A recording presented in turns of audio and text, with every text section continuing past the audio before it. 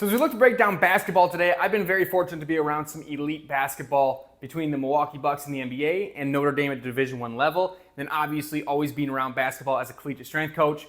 We're going to break down exactly how the week is going to look for a team and how you can kind of fit that into your own training and programming when you're looking to get a little bit better. Today's plan is going to be built off of real systems. We're going to use a Tuesday, Friday game day schedule, which is going to set up your week, but if those days change, you would just shift things around. This is all real evidence-based work that real strength coaches are doing to improve their basketball teams. In this situation, we have the Tuesday and Friday games, which means we have recovery, we have activation, we have build days, and we have one mandatory off day. This is the same 4 jobs as our other sport breakdowns.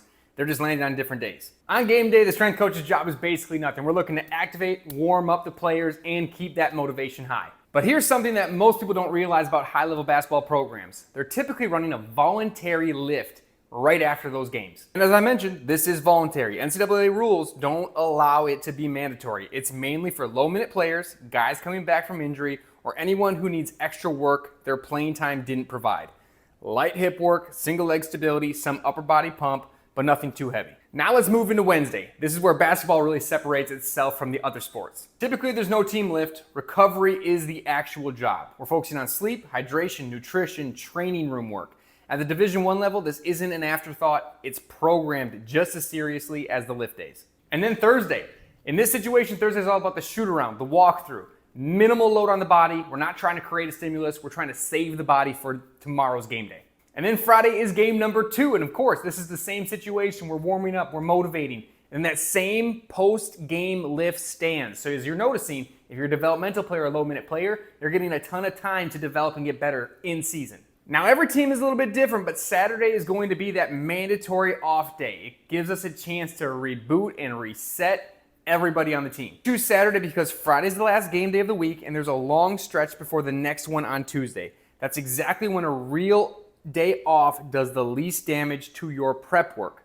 You've got time to build back up before it matters again. And it's also important to remember that if the schedule changes from a Tuesday, Friday game day, that off day probably isn't going to remain on Saturday. It's going to typically be the day after the second game. And then we get to Sunday, which again is going to be for the strength coach. It is our one big lift day of the week. In season, we're focused on low volume, high intensity work. Trap bar deadlift, back squat, leg press if we're trying to take some spinal loading off, some single leg patterns, a pull, and some anti-rotation work. This is the one day built to actually push strength forward, not just survive the week. But even this lift looks different for every single player. If you're playing high minutes, this lift is going to look more like an injury prevention style lift, and if you're a developmental player, this is going to look significantly harder. And then we get back into Monday. Monday in this situation is another game day -1, so it's going to mimic our other game day -1. We're prepping, we're activating, we're getting ready for the next day. This is typically going to be another shoot around, walk through, minimal load, get some film in. We're going to taper down, get sharp, get ready to go again, and we're going to focus on sleep and nutrition. So that's it. That is going to be the game week of an in-season basketball player at Division I level. Probably more recovery than you thought. I want to hear your thoughts in the comments. But that's going to be how we're going to set things up. And just remember, this is a general template. We're not trying to get into the specifics in this video. This is just to give you an overview of what that week looks like. If you're interested in a more specific adaptation to this, make sure you drop that in the comments as well. Never settle with yesterday.